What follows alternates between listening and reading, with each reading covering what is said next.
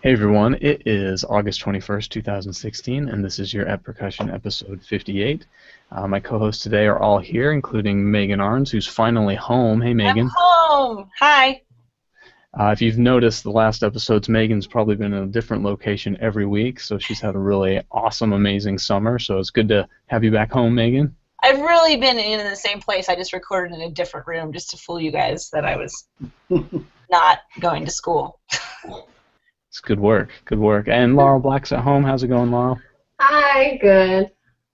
And Ben Charles, how's your new office? It's awesome. And our guest today, so with us, is a cognitive rehabilitation therapist and certified sports psychology counselor from the A Talented Mind Clinic in Richmond, Virginia, which is also Ben's hometown. Nice coincidence. He's the author of Journey Back from Chemo Brain, Mental Toughness in Athletics, The Corporate Competitor, and The University of You. He's also a proud father of recent JMU graduate composer percussionist, my student, Chris Cerreto. So hello, Mike Cerreto. How's it going? It's going very well. Thanks for asking me to be here. Yeah, sure, absolutely. Have you heard from Chris a lot this summer? How's he enjoying his Busch Gardens gig? He was home. They just finished up, and they're going to be doing a Halloween series, so he's in between that and the regular summer series. We've enjoyed each other's company so much talking after concerts, and his background and his career has really sparked a lot of interest in what Laurel's doing with the PAS Health and Wellness Committee, as well as her own blog and thoughts and research and reports she's done on this show. So, Laurel and Mike, why don't you guys tell us a little bit about this this thing you might be developing, this kind of diagnostic test, which I guess is based off this pre-existing diagnostic test that Mike, you know all about. Yeah, it might help if I tell everybody that this test Casey is talking about is something that Mike can use with classical musicians that might come to him looking for ways to better perform under pressure. And if you guys remember me talking episodes ago about Julia Cameron's book, Walking in This World, and how when you decide to finally put some of your ideas in motion and start to do work, you tend to meet people, ideas, and opportunities that will help you.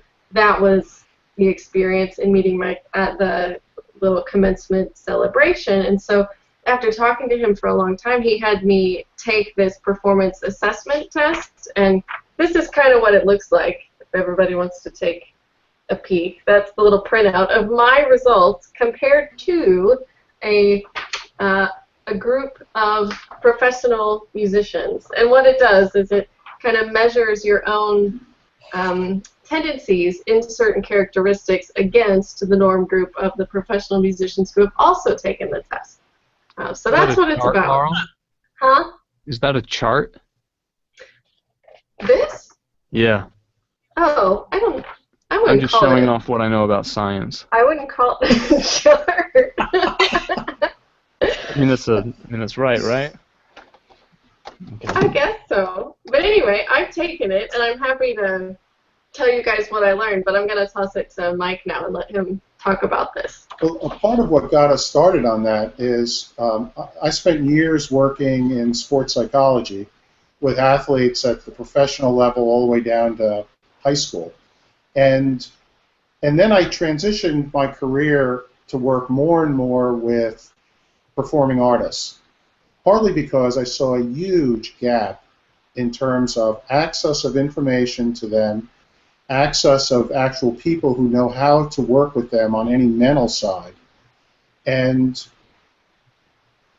Laurel and I were talking about this, that when you look at even the testing, if you go on and just Google sports psychology, mental skills testing, there's a huge industry around that. But if you go do the exact same thing for performing arts, let alone music, there's almost nothing. I mean, really, I don't think you'll find anything. And so we just started talking about how important it is for musicians to understand what their mental style of performing is when they're under pressure. And it's not only when they're under pressure, but when they're in, when you're practicing, you're not necessarily under like extreme pressure, but sometimes when you're, let's say, under low pressure, you may make errors, you may procrastinate, leave things go, you may get in your head too much because you have too much time. So all these things are so important for any performer who's operating in a public domain to really understand what, in terms of how they think and how they feel, works for them in growing artistically and also works against them. What are their blind spots? And what I notice is most performing artists can tell you what they're having trouble with, but they don't have a language, a healthy language, to talk about why. Why is this? Why am I experiencing this while someone else is not?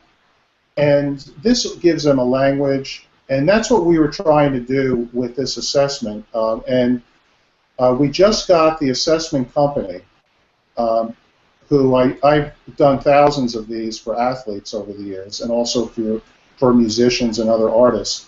But we just got the assessment company to agree to fund anywhere from 50 to 100 different assessments for us to actually build profiles of the norm groups of very successful musicians. And we're going to start with percussionists. And so we're going to be going out and asking certain percussionists to participate, where they take the assessment and we build a norm group along all the scales, all the mental scales. And why this will be important is because anyone who really wants to advance in their field will benefit from comparing how they perform mentally to people who are very successful in the field. Because it's not only the generating of the music itself, but it's how you manage your career in general, how you manage your personal life, and so on. And that's what this is meant to do, is give percussionists more of a holistic view of, you know, what it takes mentally to be successful in the field. Did I get that right, Laurel? Or? Yeah. Oh, all right, good, good. At least I'm making sure you don't perceive it this a different way. Yeah, no, the same. And we're not doing. Yeah, go ahead. Oh no, I was just going to say it's exciting because it's going to be this assessment catered to percussionists specifically, in terms of how we think and what we do. Can you talk about some of the characteristics that the test kind of measures, so everybody knows what we're talking about? What it measures is basically how you focus your attention and become distracted. And this is extremely important because classical musicians especially need very narrow form of attention, and they can't always generate that narrow attention, and it really gets in their way of development. And so it looks at how you focus your attention, how you control your behavior, your self-confidence, and your need to influence or control the world around you, your discipline, how you show up socially with other people, how well you can focus, delay immediate gratification, and focus over time to actually master something. To what degree do you want to be the one who can kind of rise to the occasion when you're under a lot of pressure, which would vary between soloists and someone who's working within groups. So it really gives a very broad view of how someone thinks mentally under pressure, and what we do is we compare that to issues that they're dealing with. And you know, one of the first questions that came up on the Facebook was, you know, what's the most common worry or problem you see among musicians? Well, and musicians come in the door with very consistent ones typically. And when you take a look at how they think mentally and compare it to the problem that they're having, you you get a much clearer idea of why it's occurring and how to fix it. So it brings a great deal of clarity, but these are problems such as the following. So the common problems typically when someone comes in the door are a concern about plateauing, either professionally or personally. And that can carry a lot of different shades to it, and it's based a lot on their expectations of where they think they need to be. So they're concerned. Remember, they come with pain point, where they have a great deal of difficulty not being perfect or feeling unprepared if they're not perfect. They have often a very high degree of self-critical, and that shows up in anxiety and relationship problems within their family, shoot, guys. with colleagues. And then they have career frustrations. And the one thing I've learned, I think the great thing that musicians have to do that is more prominent than other fields is they have to build portfolios of careers versus just getting a job and doing a job. Like, let's say, an engineer would. You have to think more in portfolios and doing a lot of different things. So there's a lot of frustration in that because that takes a certain type of personality to build more of a portfolio of a career versus I'm going to get a job and stay in this job for as long as I can. Do any of you notice that within yourselves? Any of those? If I understand it correctly, I mean, certainly the notion of it's more than, we try to think of it as more than just a job. It is a lifestyle, and it's this whole different thing. I hope I understand exactly what you mean by building portfolios. Anybody else? Yeah, I mean, go ahead, Ben. One thing he's talking about, like the fear of plateau, and I mean, we just had the Olympics, obviously, and I was like thinking about like people that break world records, and I've heard a lot about psychology, and Casey, you mentioned this before, of like when there's a known record that people think they can't break, that it's very hard to break, but the second that someone does break that record, everyone kind of like figures out, oh, we can do that, and then it seems like they do. And I think that with music we find that a lot with technique, where there was a certain point when people said, oh, this is what a marimba can do, and then Lee Stevens came along, and then Casey and Theo came along, and like have kind of broken down walls like that. So I think that could definitely like play into it. Yeah, for sure. Yeah, I know that I've always identified myself as a very critical person. And anxiety, sometimes plays a role in my life, and I've talked about that on the podcast before, but in terms of the test that I took, you guys, I scored in the 99.9th percentile of being self-critical, which means I'm like super self-critical.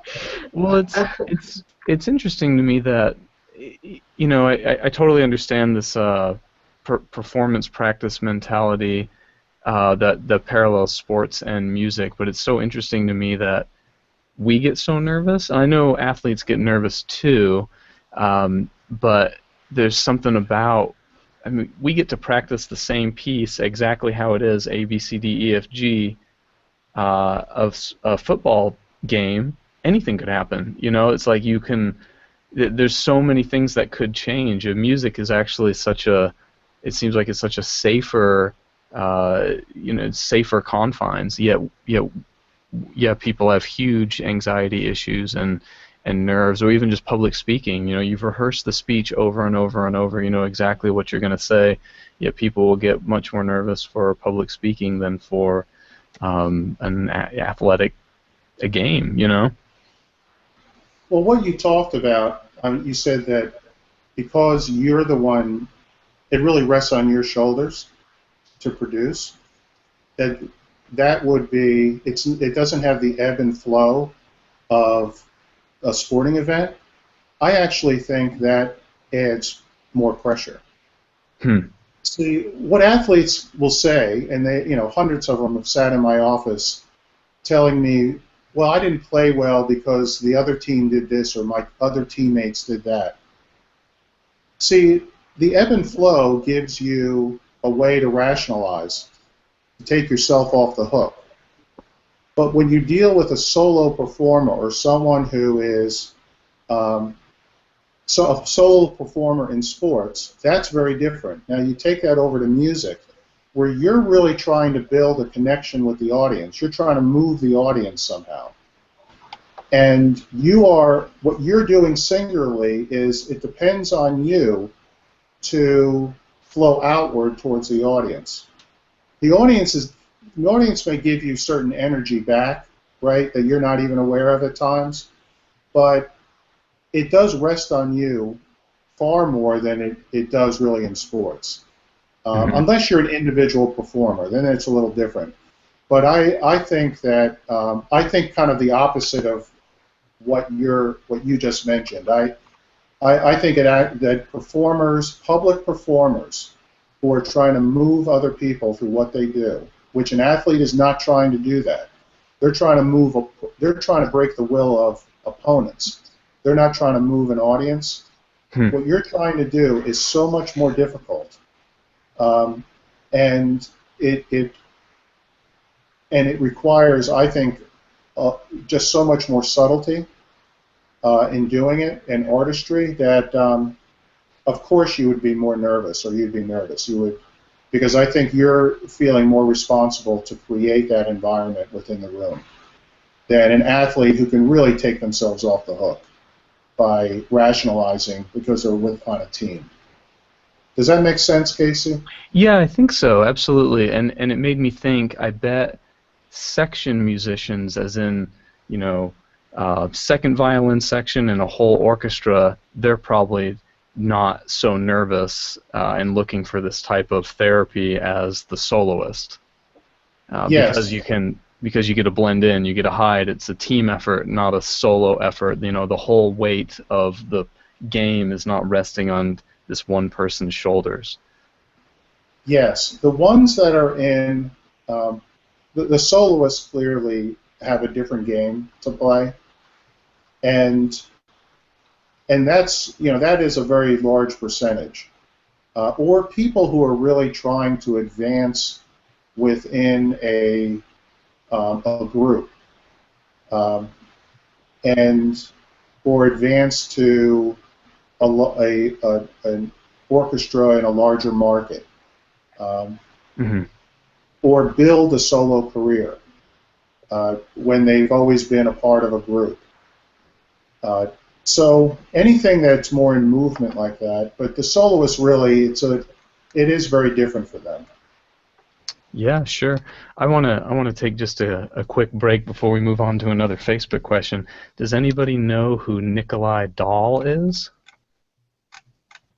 You probably don't, but you probably do know this story.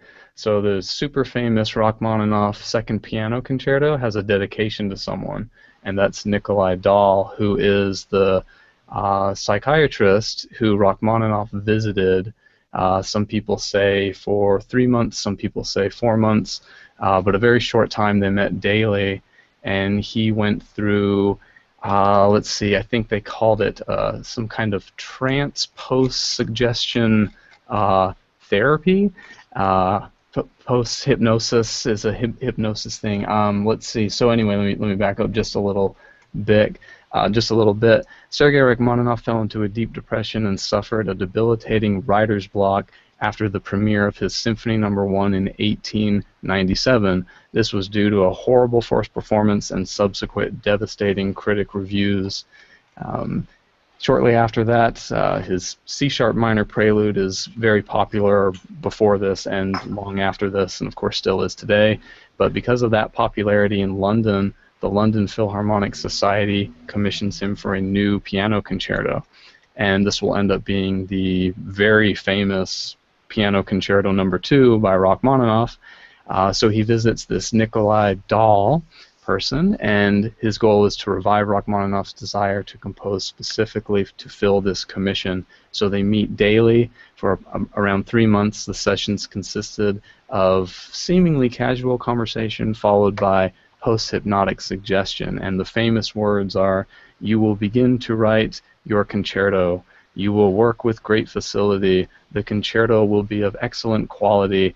And I did find some disputes in the little, the shallow dive I did to find some of this as to what those actual words were. But that's one of the most famous piano concertos out there, probably one of the most played ones, certainly. Maybe Tchaik 1, maybe Beethoven Emperor. It's definitely up there, and it's really amazing that the dedication is to a psychiatrist who pulled him out of this really devastating slump. So. Very nice. Yeah, super famous psychiatrist in music related to Lost Rachmaninoff. forever until you just resurrected him. I know, right? Yeah. Well, and when you look him up, the thing he's famous for is helping Rachmaninoff through that horrible, horrible time. Really? Yeah. I mean, at least on the web. But anyway, Laurel, do you want to fire another Facebook question? Yeah, so this one is from Brian Blume.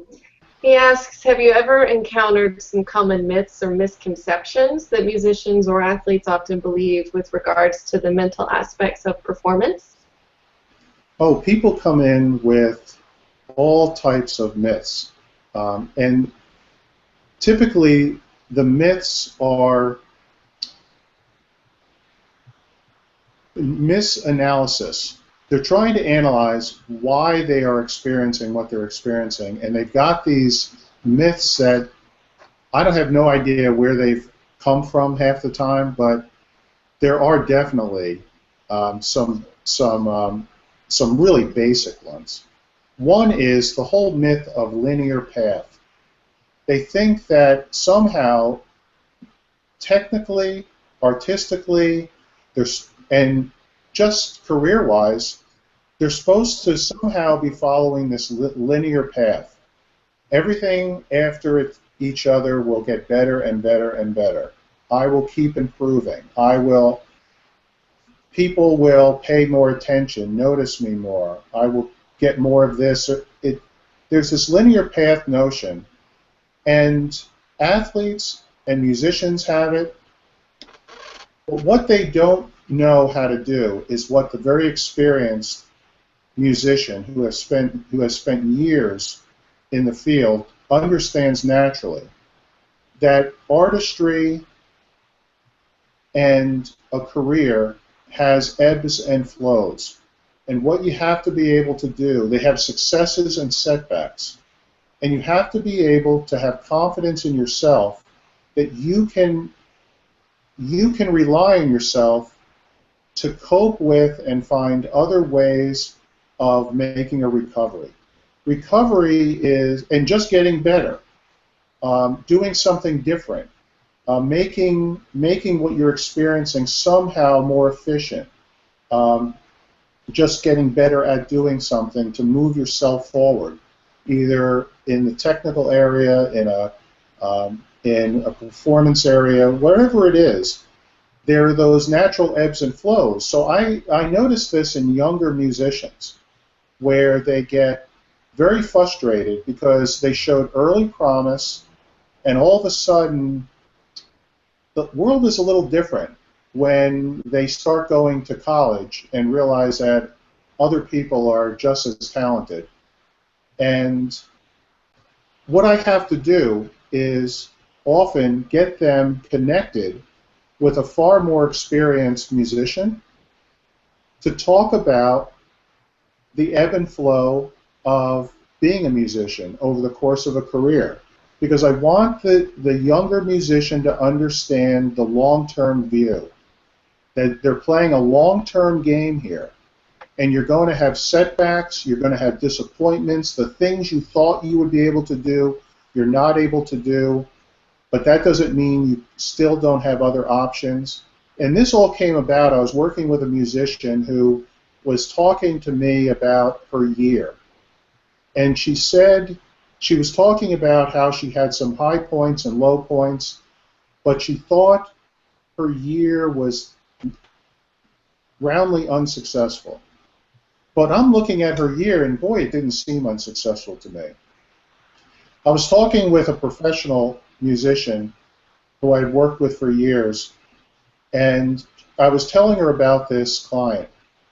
And she said, oh, I was just telling her about her year, just saying she did this, she did this, she did this. And out of the experienced musician's mouth, she said, oh, so she had a good year. And I go, oh, she doesn't think she did. Oh, well, that's a good year. I mean, she has to understand the ebb and flow. And from that point on, I realized that this linear path notion really gets in the way of people understanding the long term. You're at this this is a long-term process. The other thing is comparison. That I need to be like everyone else. If I'm not like everyone else, I am somehow deficient. And so comparison is the absolute killer for musicians, I think. And I see this a lot, and because comparison, too much comparison, then drives down into envy, resentment, and everything else. And really, it has more to do with them, not the other person they're comparing to. What I notice, the best musicians, of course they're going to be competitive. They're competitive with themselves first, typically, and of course they're going to be competitive. We're human. But here's what the best musicians do.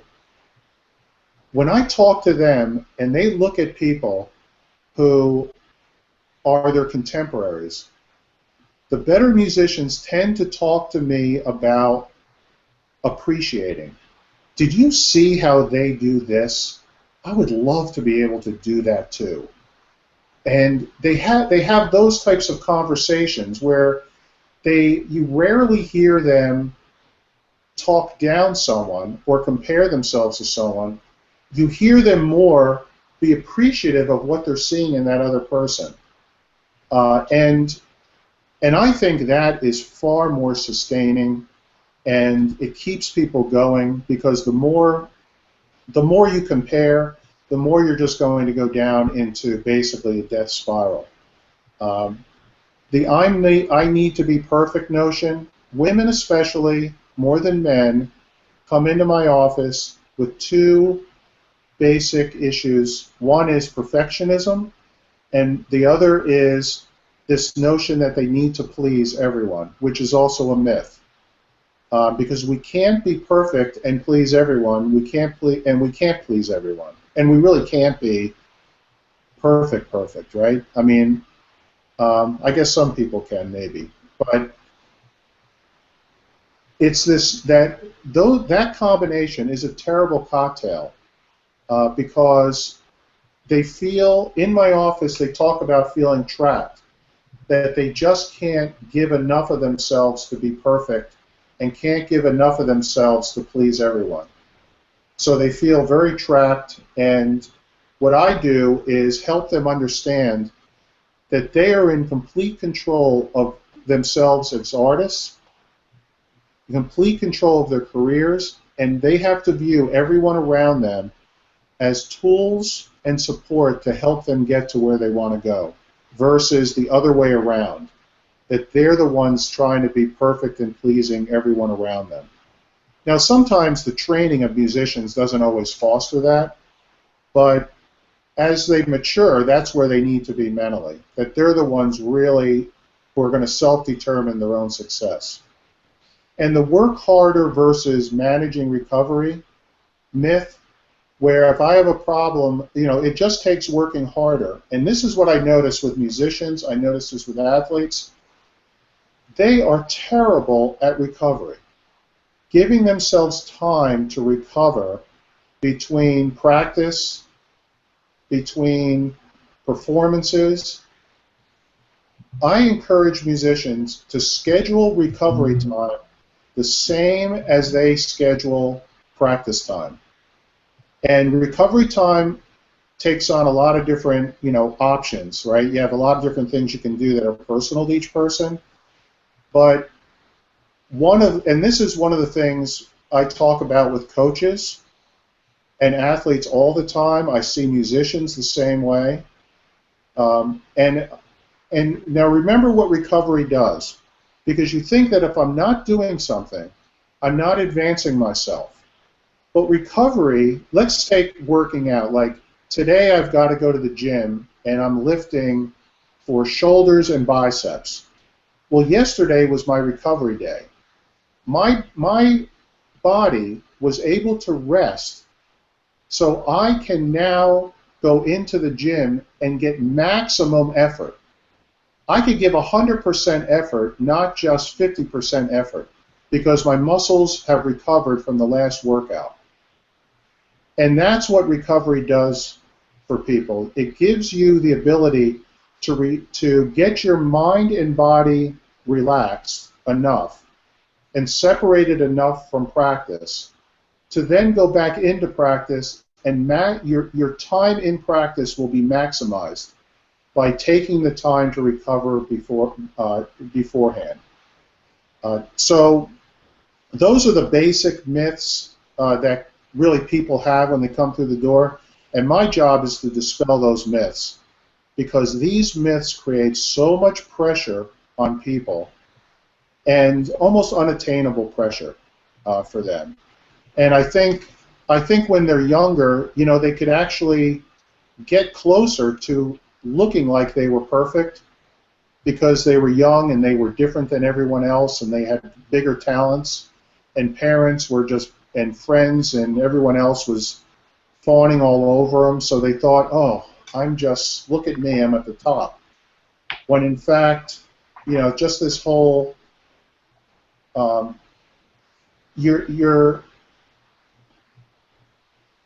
your perfect and imperfection will ebb and flow like the rest of your career, like we talked about before.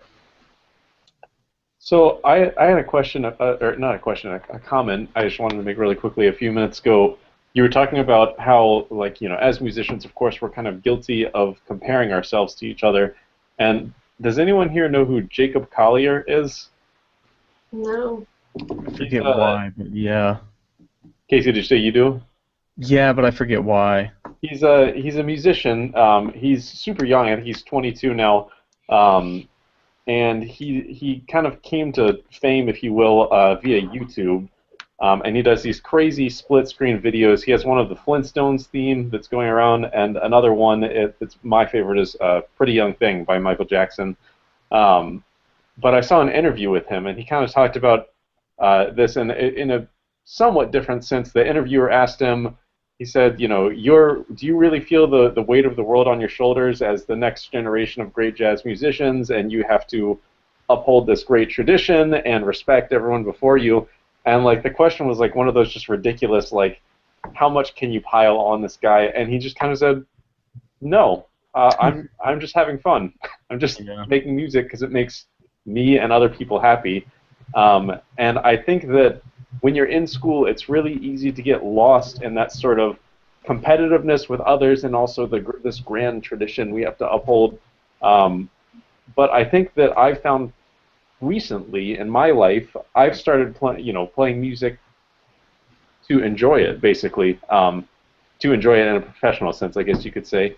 And I play better when I'm playing that way. It's very much evident to me that when I start comparing myself to others and, oh, his hands are faster, her sound is better, something like that, I just end up playing worse because of it. Sure. I know I've said it before, and I'll just say real quick because I see Laurel has something to share as well. But yeah, as a composer, that tormented me a lot. Okay, if I don't include this type of thing in the piece, well, this group of people aren't going to approve. If I don't include this other type of thing, that other group of people aren't going to approve, and they're not going to like it. You have the same occupation as Stravinsky and Beethoven and Rachmaninoff. Good luck. Right, good luck. And But once on one hand, I feel like, well, maybe that's something we have to go through, because I feel like that one part I was trying to please this group with, I learned from, and this other part that I felt obligated to include because I wanted everyone to like it so bad, I must have grown from that. I must have learned from that. But wow, what a good feeling to like finally let that go and go like, you know what, someone's gonna hate it, someone's gonna like it, someone's gonna hate it. Great. And then like, yeah, writing better, more freely, more pleasantly, and I mean, it just is such a great feeling to let that go. Laura, what were you gonna say? Oh, I was just going to make a comment that popped in my head, combining the first two myths that Mike mentioned, which was the linear path and comparison. And I just put those two together, and I got to thinking about, when you're a student and you're looking at people who are older than you and successful, and it's natural to wonder, well, what did they do? What path did they take to get where they are? And so you have this, there's a temptation to do exactly what they did, to go to the exact festivals that they did. And, like in looking at our guests, we've talked about some of the same schools a lot. Yeah, I was going to say, actually, a lot of our questions are like, how did you practice? It's like, well, you're not so-and-so. Yeah, exactly. Yeah, it's like you're not me, and just because going to this particular school worked for someone else doesn't mean it's going to work for you, because you're not them. You don't have their brain, you don't have their spirit, and it's just not going to work. And it's actually very comforting is a little too, it's not quite the word I'm looking for, but to know that the need to think you have to do exactly what someone else successful did is actually unhelpful is really liberating, at least to me. I don't know about you guys, but that was my comment. And then kind of backing up one more topic, actually, this turns into a question for Mike from me. You had talked about nervousness, and I've heard it been said something along the lines of like you can't make yourself not get nervous. Like you're going to get nervous, but you can channel that energy into something productive. Have you ever encountered that, and like what has been your experience with dealing with that? With nervousness itself? Right, and not only, like I said, I think that everyone gets nervous. I don't think that if you walk out on stage at Carnegie Hall, you're going to be nervous. But how can you funnel that into something productive? Is that something you have to work on beforehand, or is it in the moment you go through a thought process, or what? Well, what I notice is people do not practice. In practice, they do not practice how to deal with emotion.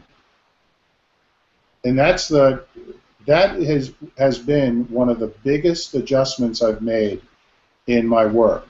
I agree with that very much, because like when we practice, you put the metronome up for an hour and play scales. There's no emotion involved in that, as far as getting nervous. So I'll give you some tips on what to do, and I think people can come up with their own.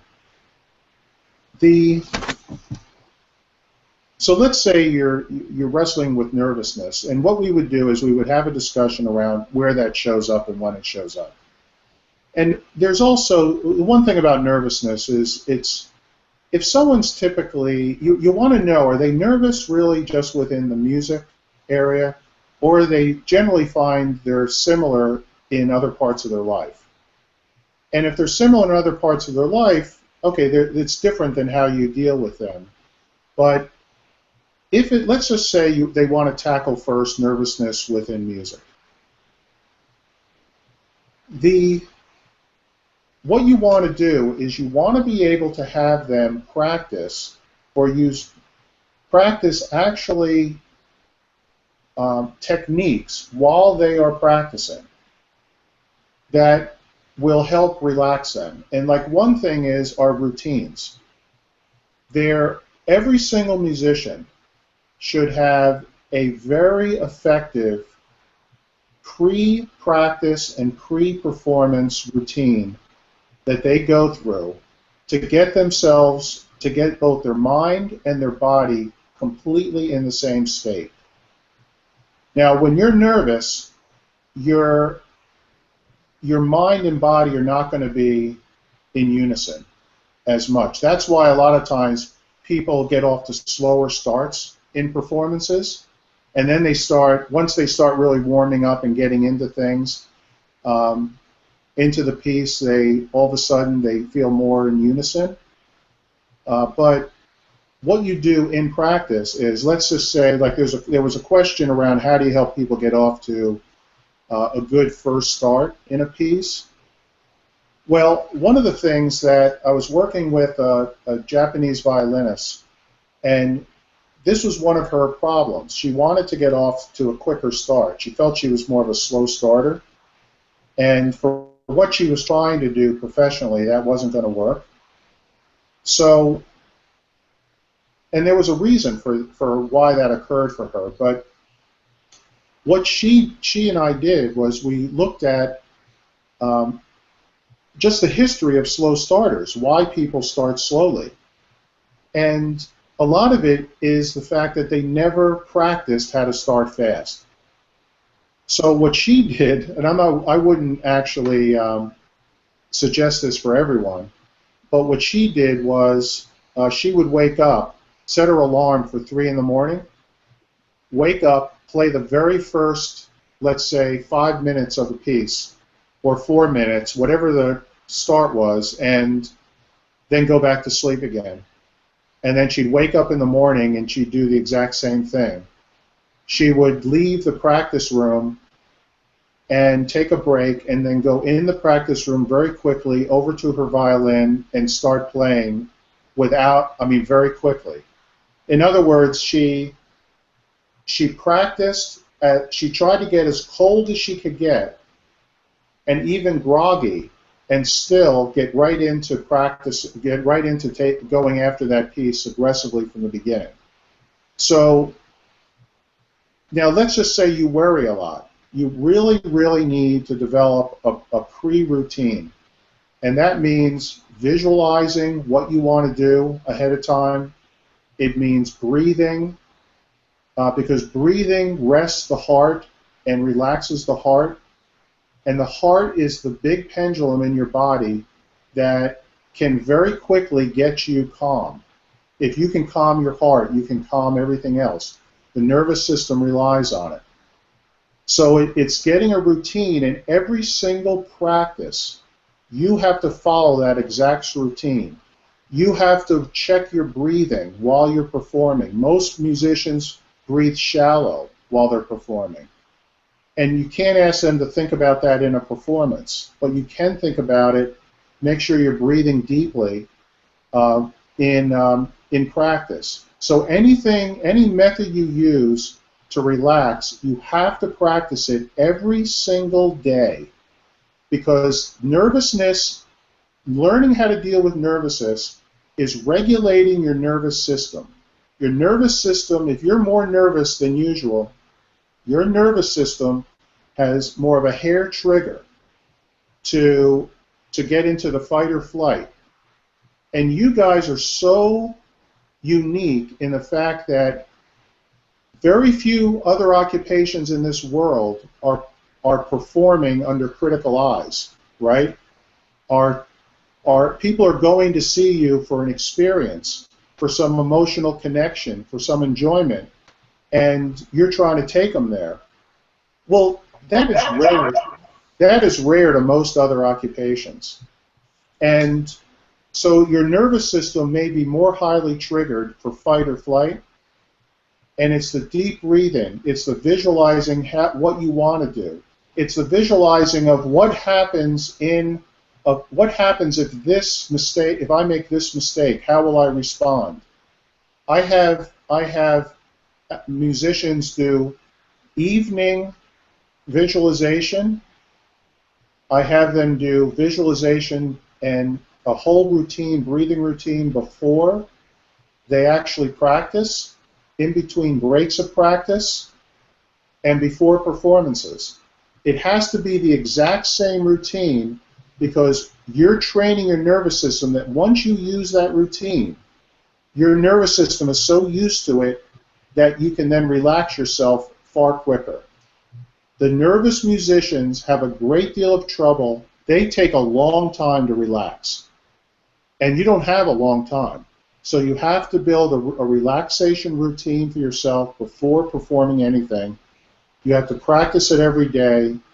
You're retraining your nervous system, and you're really looking at how to trigger that. I had a musician who, through a biofeedback process we were using, there was a color green when she got to a high relaxation state.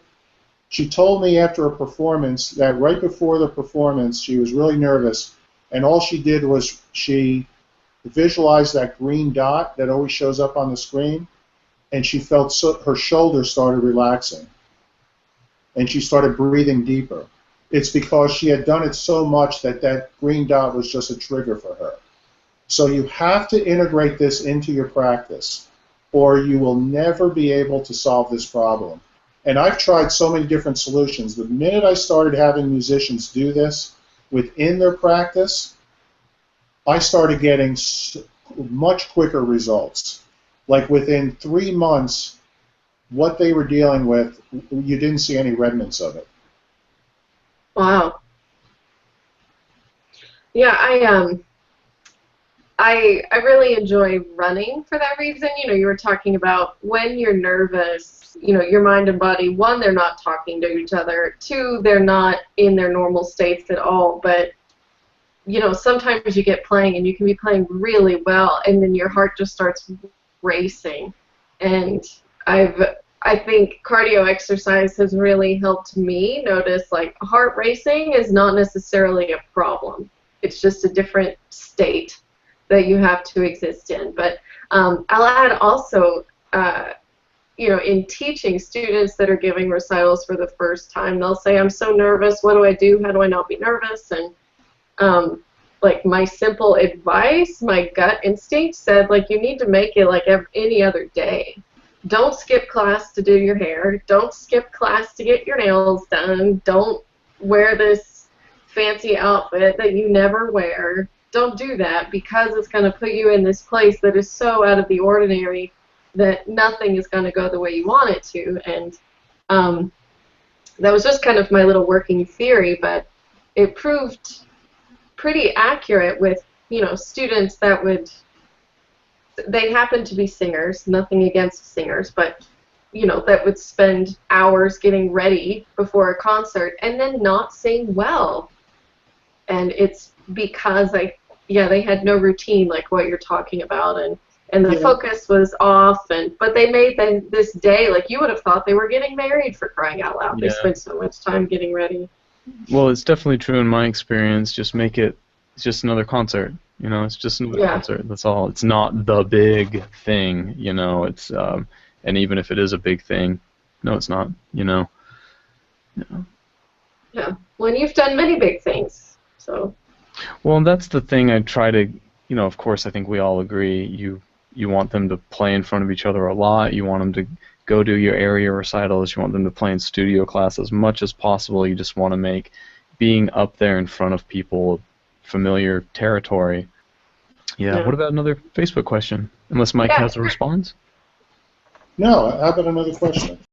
The next is from Will James. And we might have covered this already, but many of the similarities between sports psychology and music performance psychology have been pointed out. But what would you say are the differences? And I'll add to that, just to incorporate a different question. Musicians are often told about a lot of books about this type of thing. And do you think they're worth our time or not? Well, the first part of the question, what are the differences? There are, I think it's really around the true purpose of the performance domains. See, what you have is, when you say that there are similarities and differences, or there are similarities between sports psychology and music psychology, that a part of that, those similarities are around, we still need to be able to focus our attention in certain ways. We still need to be able to make adjustments well mentally. We still have to manage our emotions. all those things are similar because in both music and sports, you're performing in public, and you're trying to do something technical. But here's the huge difference. When you break down what the real purpose of sports is, and see, this is what really gets my sports clients tangled up. They have no clue what their real purpose is out there.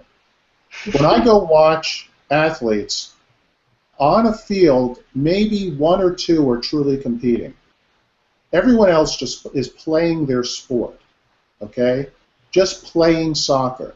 They look like they're running around energetically, they're doing it, but really you can tell the few that are truly competing because they understand the true nature of what sports is, which is to take your level of performance up higher than your opponent for a longer period of time where you break their will, where they believe that they can no longer keep up with you. They don't want to endure the pain you're creating for them. So what they do is they give up, and then you dominate them. That's sports. Now, take all the little intricacies of sports psychology, you know, how to focus, how to visualize, and you apply it to that domain. Well, you're going to apply it very different, right? Now let's go over to the very basic notion of what music is. Before I answer that question, I'd like to get all four of your opinion of when you narrow music down, what is it really in performing? Laurel, how about you? To me, in performance, it's about experiencing some part of humanity. That's what music is to me. All right, who's next? I think it's hard, and I think most people will say, oh, it's to instill an emotional response or to entertain. I actually have a whole little clinic I do about different things music does, and actually one of those things is it's a different set of appeals, I call it. So the first appeal is the athletic appeal. So this would be maybe a young person who doesn't know a whole lot about composition or music theory or form and analysis. They are just simply happy to watch someone's hand move really fast, and they just go, wow, look at that, that's amazing, and they're entertained by just the sheer athleticism. And then there's several others all the way down to the one that I think is the most interesting, which is the conceptual appeal. So you want music to deliver a concept or a principle that other art forms can't do, and I guess to follow some of the famous quotes over the years about music, like the Leonardo da Vinci quote about music lies on this very special frequency of communication that you can't get with any other means. So yeah, that's kind of my favorite of all of the appeals. I think it's a way to communicate, without words or with words, without words. But really, the artist, I think for the artist and also for the audience, you know, the way that they're perceiving this communication and interpreting it and taking it in. I think it's also the exploration of another sense, kind of like what you said, Casey, to be able to express yourself without speaking or without tasting. You know, the exploration of this oral sense. And then the third thing is, I think it's, you know, the creation of art. So live performance, I think, is a live piece of art. It's artwork. And again, how that's being perceived and communicated from the performer and also the audience member. Yeah, I mean, in the space. Like Casey, I also have kind of a what is music lecture that I've done, and I could go on for an hour about it. So I think that's the sort of philosophical definition of music, but like in a more practical sense. I mean, I've always heard like the music is a set of organized sounds and silences. And obviously a performance would be the creation of those sounds and silences, which I guess I sound like the least interesting person of the bunch, having just said it in that plane of terms. But I think allows for a broad interpretation. And again, like I think there's a whole lot more to it on a philosophical level than that. But for our practical discussion, that's my take on it. When Which one of anything us? is Right. when anything is least insightful, just rhyme it. Rhyme it? Rhyme it. That'll take care of it all. Just make it a rhyme or something. That's funny. Okay, what you've described was an outwardness, correct? I mean, the musician is creating an outward process. Think about in sports. So it's the musician and the audience, and it's an outward process. And whether it's humanity or emotion you're trying to elicit, or physical trickery, whatever, or communicating certain emotions and values, or however you define it, it's an outward process, and it's an uplifting process in some way. And I don't mean like always happiness, but you're trying to transcend something. So it's an outward process. Sports is a tearing down process. You're actually trying to tear your opponent down, fatigue your opponent, dominate your opponent. You're trying to be the alpha dog. That is, when you talk about the difference between the two fields, that's precisely why most musicians and performing artists struggle with how to apply sports psychology principles to the performing arts, because most of the books written, if you notice, are all written in theory. Very few of them actually give you techniques. They give you theory about this is what state anxiety, trait anxiety. Okay, then how do I fix it if I have one or the other? Oh, well, they fall short on that. So, but it's a hard translation, because one, sports is tearing down, music is lifting up, okay? And that's why I think right now, years ago, you could not find a performing arts psychology book. The first one ever written that I could find was written by a former New York City Ballet dancer, and she became a clinical psychologist. And it's the person behind the mask. And I think it was her PhD dissertation. But it was a wonderful thing that she created, because she was really the first to put into words what performing artists were really going through. And now there are books, more and more books written, particularly for psychology in the performing arts. And I would rather have people, even if it's not about music, even if it's about dance, even if it's about improvisation or psychology of acting, read those books before you read the sports psychology books, because there are some really good ones written lately that talk about practice, talk about performance anxiety, and give wonderful tips and procedures on how to do that. So I would rather see people do that, because the problem they have is translating the sports jargon to the athletic jargon. One of the best things I ever did, my very first client was a classical singer. And through her, I really learned a great deal about how to make the transition from sports to the arts, partly because her understanding of her body and how her body impacted her art was really quite profound, and she was very thoughtful, and it really helped me understand how to make the transition, but it just took a long time, and I think there are enough books out there that are taking more of a direct line to that. And if you want, I could probably look some up for you, and just maybe if you want to share them in a post down the road, I'll be happy to give this to you.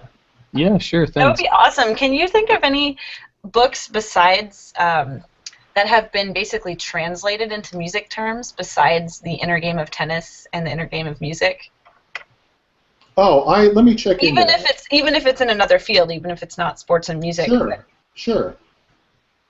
I'll give that a shot. Awesome. I'm Yeah, pretty sure Game of Thrones. Yeah. Yeah, I just think that's really interesting because I don't know if you guys have experienced this differently, but a lot of musicians that I know in conversations about the inner game of music, many people would prefer to read the inner game of tennis over the inner game of music and make the translation directly themselves because it's more of a, I don't know, a personal interpretation that you're making from another discipline into your own rather than someone making that for you. That's the way Right. that I've interpreted Yeah, it. it's more easy to personalize it if it is in a way it's a little more distant. Yeah, exactly. The one thing I want to share with you about the difference between the sports, or the athlete and the musician, is the athletes are hailed. You know, they're idolized in our culture. And, I mean, we just went through a whole couple of weeks of hero worship, right? But I will tell you, I spent years and years working with athletes at every single level. When you get up to the pro level, you're really dealing with the top 1%, freaks of nature, 6, 7, unjust believable athletes. They were born for what they're doing. Well, I then started working with musicians. And I will tell you, the musicians make the athletes look like chump change. What the musician has to do in order to perfect their art, basically manage and develop personally, what they have to do technically, the trajectory of their careers. Most athletes would whine and cry about half the things you have to do, and to develop as musicians, to develop as people. And when I look at how a musician goes about their craft and how an athlete goes about their craft, the musician makes the athlete just look like an amateur. And I can go into more detail specifically why, but I just think it's what you have to do to develop mastery. What you have to do to develop mastery is so much greater than what an athlete has to do to develop it. And now they're going to disagree, but I mean, I've sat enough with them. Your path to mastery is, I think, just far greater and far more difficult than their path to mastery. So I actually, working with musicians is far more of a challenge because your world is more challenging than an athlete. An athlete can feel like you're dealing with tinker toys sometimes in helping them, okay, versus a musician.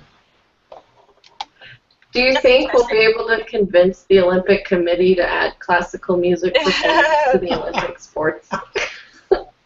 I'd be happy if they just get it into the opening ceremonies Right. or halftime in the Super Bowl.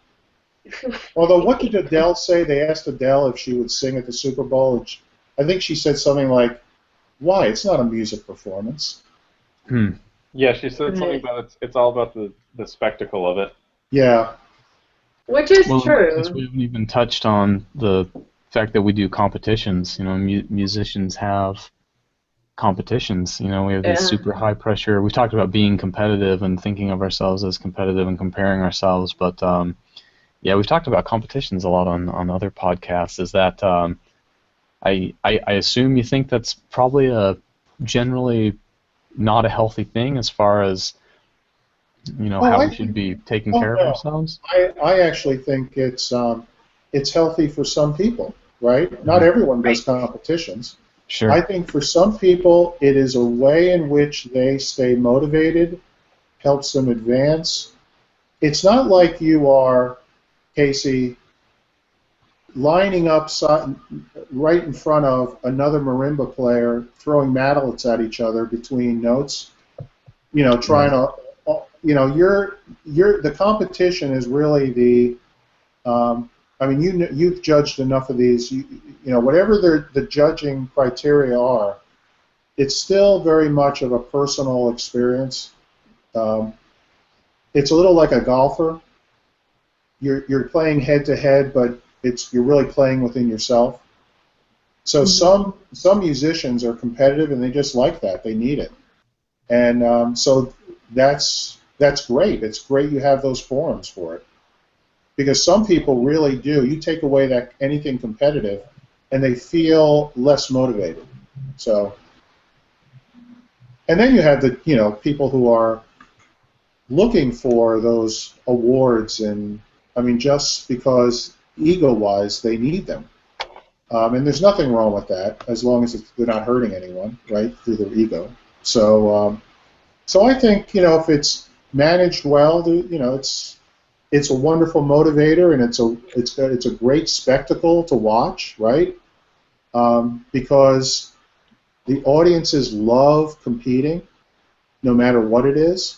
So it can be very worthwhile. I think it's so. I think that the thing that stands out to me in music versus sports is that the objective in sports is so clear. It's so clear that you need in each game, whether it's these points or this. And sometimes I think in music, sometimes it's one of the hardest things about judging is defining the criteria. Because sometimes it feels like we're limiting ourselves by saying, okay, these are the criteria you must judge, and we must be fair to meet these things. But art is so subjective, and yes, of course there's a basic was this played well or not, period, but there are so many other things that can contribute to winning or a successful performance. I think it's pretty simple. I think it's pretty simple. It's like, okay, who's using my mallets? Who's playing my music? I mean, I don't know what the big, why this is a big philosophical thing. I quit the podcast. Hey, Chris, I think, Mike, the son is Chris Cerreto. We have father Mike. That's a compliment, by the way. he's a handsome lad. I think I have to move to wrapping soon. Is there any last thing you want to get across, or message you want to tell people? I want to remind everyone to visit atalentedmind.com, and also a lot of your readings are just a few bucks on Amazon, and some are even free Kindle downloads. I noticed. I started listening or reading up on some before we started. But is there anything else you want to get across? No, I will tell you this. Where this really all started, and it reminded me of an Isaac Stern quote. Where it all started is when Chris, at least for me, transitioning from sports to the arts, is when I saw at a very young age. Well, I didn't even see. All I heard is a little kid up in his room for hours and hours tapping on a pad. Tapping, tapping, tapping. It just never ended. And I'm looking, I'm thinking, I'm comparing him to the athletes that I work with. And he was basically outworking the athletes. I mean, hours and hours and hours, and this love for music. And it reminded me of an Isaac Stern quote. He said, somewhere along the line, the child must become possessed by the music, by the sudden desire to play, to excel. And that's what I saw in him. He just became possessed by the music, just like you all are possessed by music. And I think if just at a young age, if we get kids to go there with really anything, whether it be music or sports, that's half the battle for them to really personalize their art. And that's where you all are. You've all gotten to a point where you've personalized your art. And that's where I hope really to help as many musicians as possible, is to really personalize it, because then you're getting to real artistry and mastery. So, but I want to thank you for having me on this. And Casey, you were very influential in Chris's studies.